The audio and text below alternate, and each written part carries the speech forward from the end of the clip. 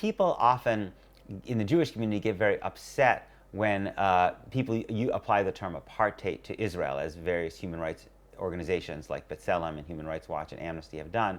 And they say, Israel is nothing like apartheid South Africa because Israeli Arabs, Palestinian citizens of Israel, can vote and be elected in the Knesset. And it's true. That is an important difference.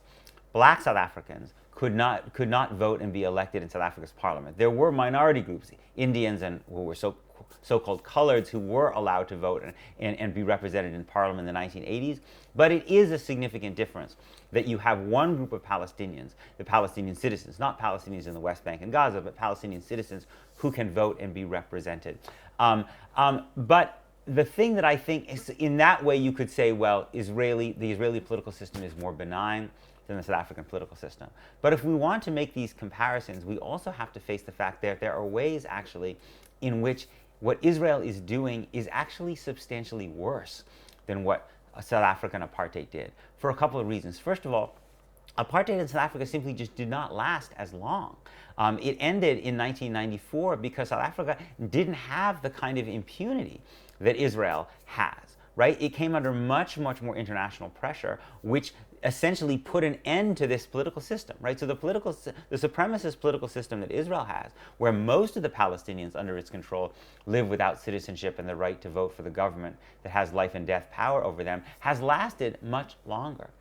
But the other reason that Israel has been able to do things that in some ways are worse than what apartheid South Africa did was that in Israel, the Palestinian population, certainly a population like Gaza, is in a certain sense disposable.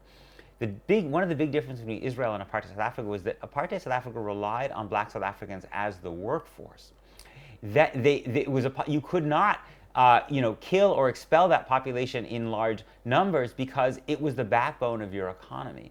One fundamental difference with Israel is that Israel has become much less dependent on Palestinian labor. It doesn't need the labor of Palestinians in Gaza. It is bringing in workers from all around the world to do the kind of work that Palestinians from Gaza might have done.